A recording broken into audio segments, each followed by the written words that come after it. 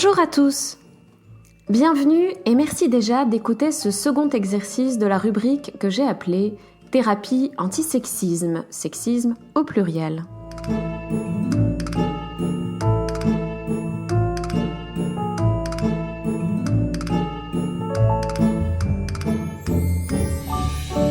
L'objectif de cette rubrique est de faciliter la mise en pratique de nos convictions égalitaires, notamment en matière de genre, mais ils sont bien sûr transposables à d'autres sphères de dissymétrie sociale. Dans ce programme d'exercice quotidien, et que j'espère plutôt ludique, c'est bien une forme de sagesse que nous visons, qui consiste à examiner et rectifier nos opinions les plus spontanées pour pouvoir ensuite rendre nos actes plus appropriés à nos valeurs égalitaires, c'est-à-dire plus cohérents, ce qui est bien un idéal de sagesse. Vous le voyez, la philosophie touche à ce qu'il y a de plus concret dans nos existences. La première séquence consiste à imaginer l'inversion des situations et procède en 3 exercices. Le premier visait à déverrouiller notre regard sur la réalité sociale telle que nous la vivons quotidiennement. N'hésitez pas à le relire ou le réécouter. Par le renversement imaginaire des situations, nous ouvrions notre regard aux multiples dissymétries qui ne nous apparaissaient pas nécessairement auparavant ou qui nous semblaient très ordinaires, très normales. Mais arrivé à ce stade, au lieu d'interroger cette dissymétrie qui est pourtant cause de nombreuses souffrances, on recourt souvent à de vieilles rengaines qui viennent couper court à la remise en question. Si les choses se passent ainsi, c'est que les personnes impliquées le veulent bien. Nous disons ainsi que ce qui est et ce qui doit être, puisque rien n'aurait empêché qu'il en soit autrement si les agents en question l'avaient voulu. Quoi qu'il en soit, on recourt à des préjugés simplistes, ici une forme de volontarisme très superficiel, faute d'outils et de gestes pour comprendre cette situation. Dans ce deuxième exercice, que je vous présente en 3 temps, l'introduction dans laquelle nous sommes, puis la formulation, puis l'explicitation philosophique, c'est cette difficulté qu'on cherche à pallier. Il s'agit de comprendre en quoi la dissymétrie sociale que vous percevez est un fait qui, quelles que soient ses apparences, est le résultat de toute une histoire où, au fil des encouragements et des découragements, des valorisations et des dévalorisations, les individus se sont forgés certains rôles, certaines capacités et aussi certains freins, certaines peurs. Celles-ci, ces peurs, ces capacités, définissent pour lui, ou pour elle, une grille de comportement qu'il ou elle n'a pas choisi librement. Par l'adoption spontanée du mimétisme et par l'intériorisation de censures multiples, nous nous retrouvons avec un pouvoir d'agir qui est intimement structuré par les normes de notre environnement social. De sorte que, lorsque nous voulons faire autre chose que ce qu'on attendait, ou ce qu'on attend encore de nous, nous pouvons peiner à en acquérir la capacité réelle, surtout si on ne rencontre aucun soutien. Nous le comprenons très bien pour nous-mêmes, mais là encore, on va essayer d'inverser, c'est-à-dire que dans nos interactions quotidiennes, nous allons essayer de l'appliquer aussi aux autres. Plutôt que de s'en remettre à la violence ordinaire du « si elle fait ceci ou cela, si elle accepte ceci ou cela, c'est bien parce qu'elle l'a voulu », on va essayer de rapporter la situation de la personne aux attentes du milieu social dans lequel elle gravite, ou bien plus généralement à l'histoire qui a pu être la sienne. Comme nous sommes capables de rapporter nos propres obstacles, nos propres freins et aussi nos propres forces à l'histoire et au soutien que nous portons avec nous. Il ne s'agit pas de faire d'autrui une victime, mais de comprendre que ces choix et ces renoncements sont, comme pour nous, liés à une histoire complexe. En imaginant un récit vraisemblable, qui rende compte de l'actuelle dissymétrie, on peut comprendre plus finement la quantité indéfinie des facteurs sociaux et historiques qui ont participé à l'actuelle répartition des rôles, des prises de parole et des multiples dissymétries que vous avez observées grâce au premier exercice, entre autres. C'est ce type d'imagination narrative que Virginia Woolf, dans son magnifique texte « Une chambre à soi », mobilise lorsqu'elle dessine l'histoire qui aurait pu être celle de la petite sœur de Shakespeare. Si la sœur de Shakespeare, dotée du même don et de la même passion que lui pour la poésie, l'écriture et le théâtre, si la sœur de Shakespeare avait tout mis en œuvre pour vivre de son art, les obstacles qu'elle aurait rencontrés dans sa rébellion l'auraient sans doute rendue folle, à moins qu'elle ne se soit décidée à renoncer à son projet. En se figurant les attentes et les interdits rencontrés par les femmes dès leur naissance parce qu'elles ne sont pas des hommes, on prend conscience que les rôles des uns et des autres sont moins les effets des talents individuels que des histoires des personnes et des soutiens qu'elles ont rencontrés. Cet extrait dont je parle, qui se trouve dans Une chambre à soi de Virginia Woolf, je vous l'ai enregistré et donc je vous le mettrai sur le site et sur iTunes en bonus, en podcast bonus qui dure 5 minutes. Je passe donc au deuxième moment de cet exercice, à savoir la formulation. Entraînez votre imagination à tisser les histoires qui pourraient vraisemblablement avoir conduit les agents, hommes et femmes, à la situation ponctuelle dont vous percevez le caractère dissymétrique.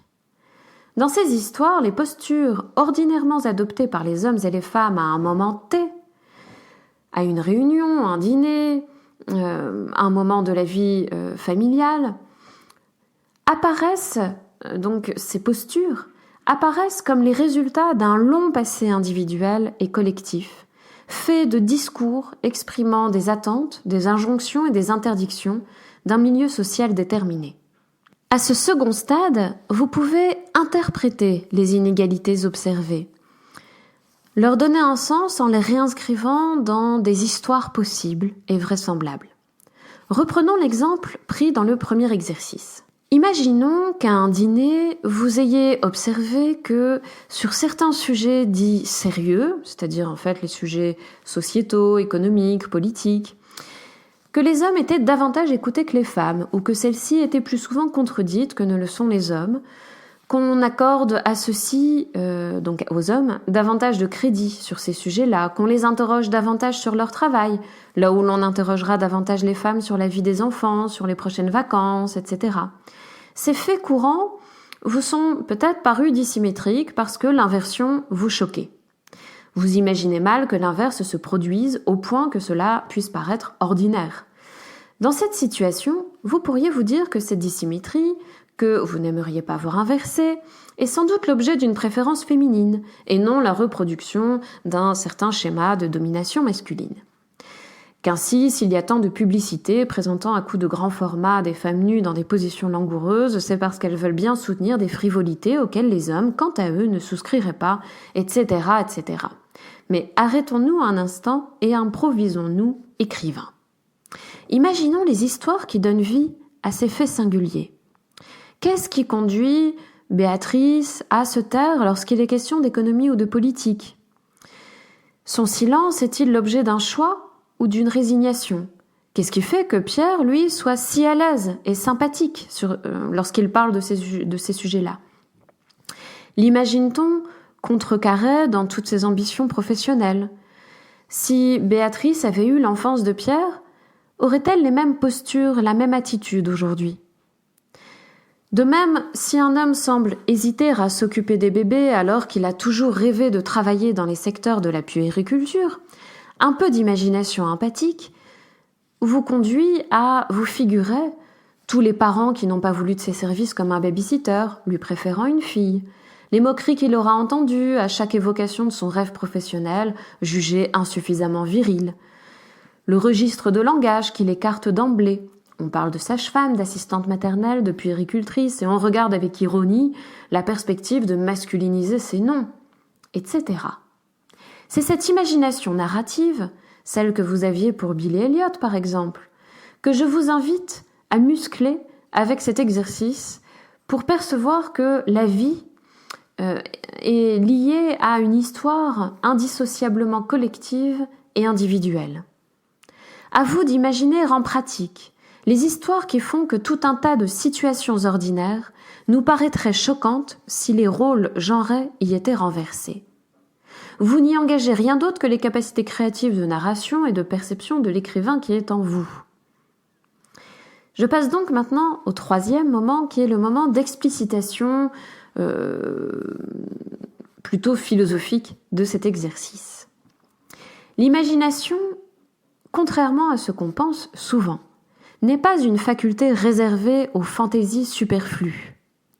Elle est au contraire au cœur de notre capacité à voir le réel, et en particulier ici, à voir autrui comme un être doté d'un monde intérieur, semblable au nôtre.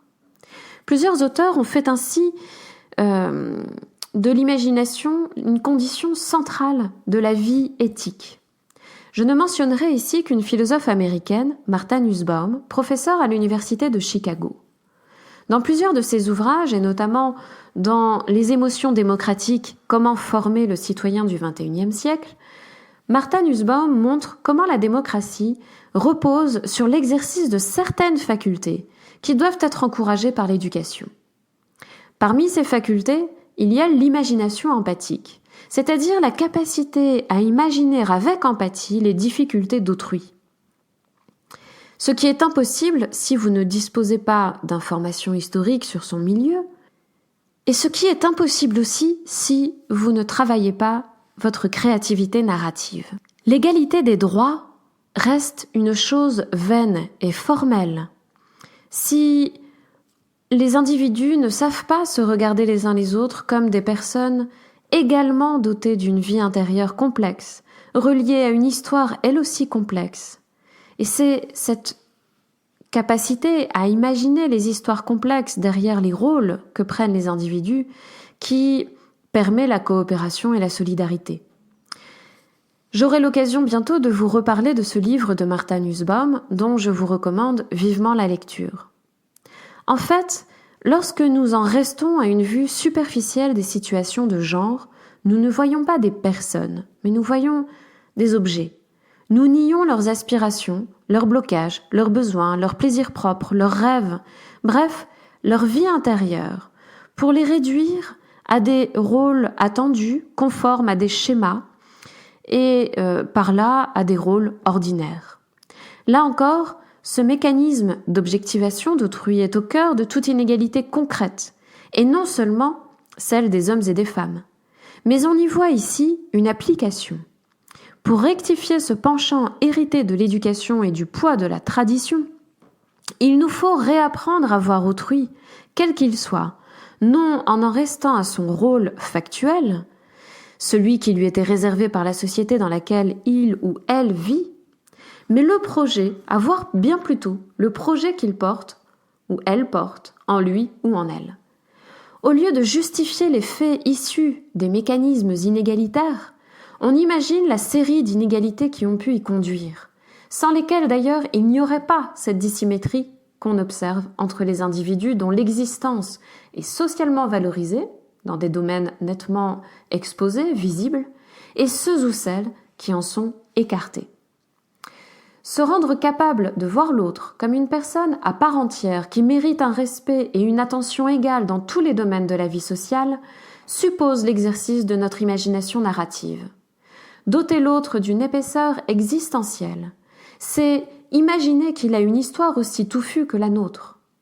Attention néanmoins, il ne s'agit pas là de réduire l'individu à un schéma prédéterministe. Il vient de tel type de famille, il ne sera donc jamais ceci ou cela. Ce serait là encore un raisonnement qui viserait à maintenir en l'état la réalité sociale et ses regrettables injustices. Il s'agit, bien plutôt, de considérer que l'identité de chacun ne se réduit bien sûr pas à un ensemble de caractéristiques repérables et immuables. Le sexe, la date de naissance, la taille, le poids, la nationalité, etc. Que cette identité ne se réduit pas non plus au rôle joué à un moment T dans la vie sociale. Au contraire, ce qu'on appelle en philosophie l'identité personnelle est une identité en mouvement. C'est la trajectoire singulière et indéterminée d'une personne qui ne se recrée pas à chaque instant et qui conserve ainsi une histoire, mais une histoire qu'elle n'a pas choisie, tout en ayant une capacité d'initiative et de changement. Pour l'exercice de cette capacité d'initiative et de changement, eh bien, il faut du soutien, de la coopération, des aides extérieures. Pour le philosophe Paul Ricoeur, l'identité personnelle est ainsi narrative. Ce qui dure dans tous nos changements, ce qui reste identique pour une personne, c'est en fait un récit qui change tout le temps puisqu'il s'augmente. C'est ce récit tout personnel qui fait ce que nous sommes, mais ne prédétermine rien de ce que nous serons. La connaissance de soi, pour Ricoeur, passe par le récit de soi.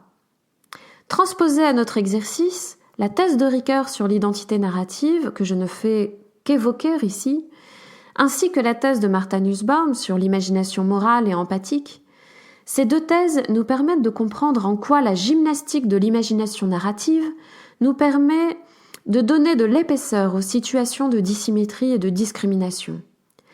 C'est précisément cette épaisseur narrative que l'on veut réduire quand, au contraire, on veut justifier une inégalité factuelle par des clichés sur les genres. Ce n'est pas parce que les femmes manquent de courage politique qu'elles sont moins nombreuses aux primaires de droite comme de gauche. C'est parce que derrière cette inégalité ponctuelle, il y a une somme de récits individuels qui convergent en vue de les en écarter de multiples façons.